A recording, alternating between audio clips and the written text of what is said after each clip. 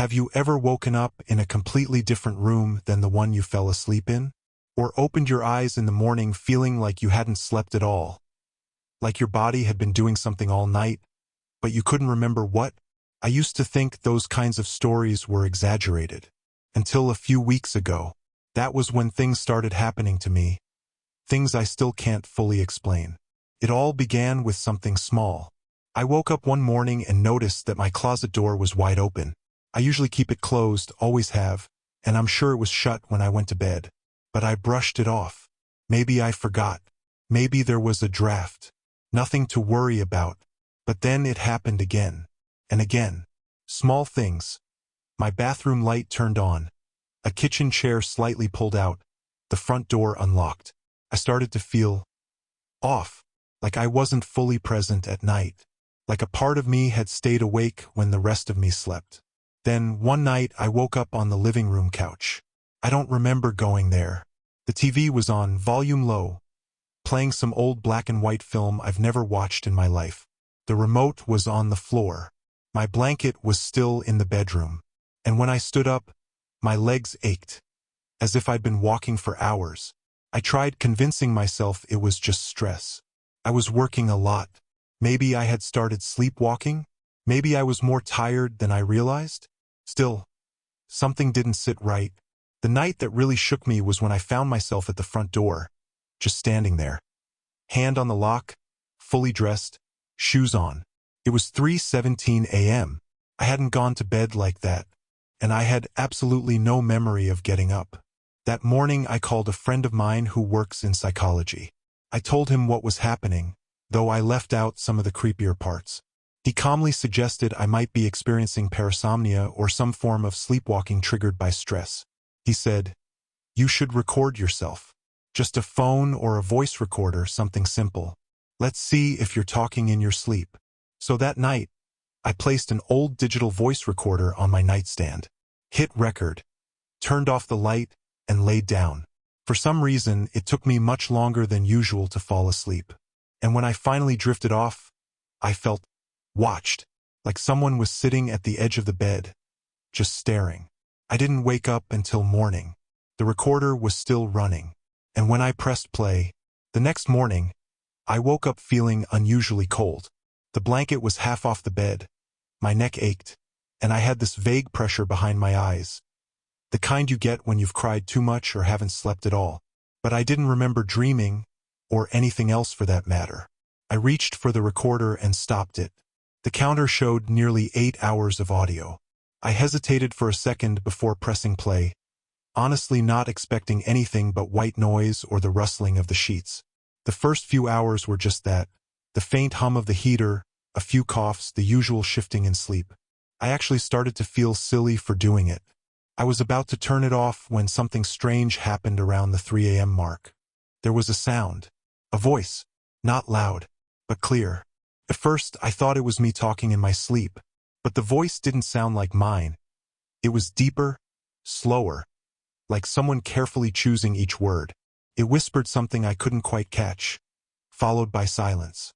Then more words, closer this time, not muttering, speaking, as if holding a conversation, but with no response. And then, something that made my skin crawl. The voice said my name, not shouted, not called out.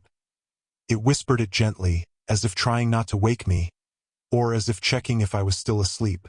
I paused the recording, rewound, played it again. My name, clear as day, like someone leaning over my bed, their mouth inches from my ear. I felt frozen. I sat there, gripping the recorder, and just stared at the wall for what felt like minutes. There was no one else in the apartment. The door had been locked, the windows shut. I tried rationalizing. Maybe I'd left the TV on somewhere. Maybe it was me, and I just sounded strange in my sleep. But no, that voice didn't match my tone, my cadence, or even the rhythm of how I normally speak. Out of curiosity, I uploaded the audio file to my laptop and opened a waveform editor to examine the sound. I isolated the voice and turned up the gain. It didn't just say my name. There were other words before it. I had to listen 5 or 6 times, but eventually I made it out. It said, "He doesn't remember." Good. He's still not ready. Then silence. Then, soon. That was it. I slammed the laptop shut and just sat there, heart racing, trying to tell myself this was a trick of the mind. Maybe a neighbor's voice carried through the vent. Maybe it was some strange auditory hallucination. But no, the recording was clear. The sound was right next to the microphone. That entire day I felt watched. Not by a person, not in a physical sense. But like something unseen was paying attention now, closely, as if my actions were being observed. That night, I couldn't bring myself to sleep in my bed. I stayed on the couch with the lights on. I didn't record anything.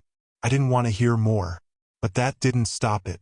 Because the next morning, when I woke up, there was a note on my nightstand, written in my handwriting. But I hadn't written it. I stared at the note for several minutes before even touching it. It was a small, square piece of notepad paper, the kind I usually kept in the kitchen for grocery lists. But this one was neatly folded and placed on my nightstand, right next to the glass of water I always left before bed. The handwriting was unmistakably mine. Same slant, same shape of letters, even the weird little way I loop my lowercase g. But I knew, I didn't write it.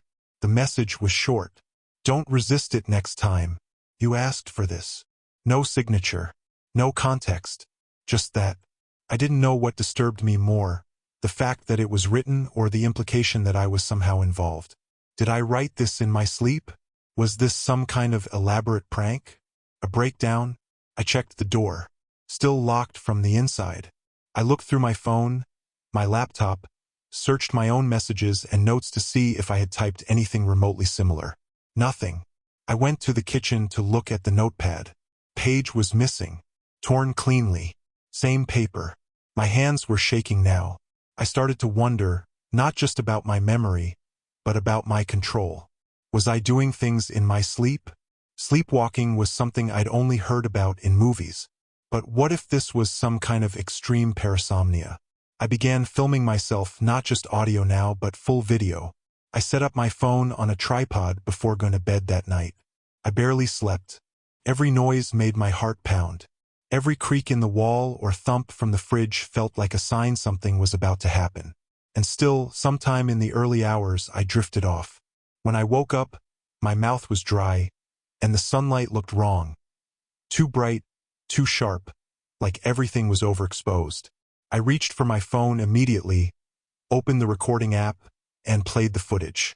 The first few hours were nothing. Then, just past 2:45 a.m., I saw myself sit up. Not jerk awake, not flinch, just sit up. Calmly. My eyes were open. I stared straight ahead for nearly a full minute. I didn't blink. Then I got out of bed, walked out of frame, and didn't return for 20 minutes. When I did, I was holding a pen. I sat at the desk. I tore a piece of paper from the pad. I wrote something down. Then I folded it, placed it on the nightstand, climbed back into bed, and lay still. The way I moved, that wasn't me. There was no confusion in my posture, no sleep drunkenness. It was precise, purposeful. I looked like I was following instructions. And worst of all, I smiled, just before lying back down. I paused the video and sat there in silence. I didn't even know what I was anymore. Who had smiled? What part of me thought this was okay? The following day, I decided not to stay at home. I packed a bag, called in sick, and booked a night at a hotel nearby. I told myself I needed distance, that maybe if I changed environments, this would stop. But that night, in the hotel room, something else happened. And it proved that whatever this was, it didn't care where I slept. The hotel room was simple. A queen-size bed, beige walls, one window with heavy curtains, and a mirror above the desk that faced the bed directly. I'd chosen the place on purpose. Somewhere neutral, unfamiliar, unconnected to anything I knew. I wanted to see if it followed me. It did. I set up my phone again, this time two of them, one at the foot of the bed, and the other on the desk, facing the mirror. I wanted to catch every angle. I even put a strip of tape on the inside of the door, just to make sure it wasn't being opened. I was desperate to rule out any external tampering. Deep down, I already knew that wouldn't be the case. I went to sleep with the lights on. I woke up at 3:19 a.m. My phone said so. The room was silent, but something felt off. Like the air was thicker, harder to breathe. I sat up slowly, expecting to see nothing unusual. But then I noticed the mirror. There was a handprint on it. Smudged, fresh, right in the center of the glass at shoulder height. My height, but I hadn't touched the mirror. I was sure of that. I turned to the phone, still recording.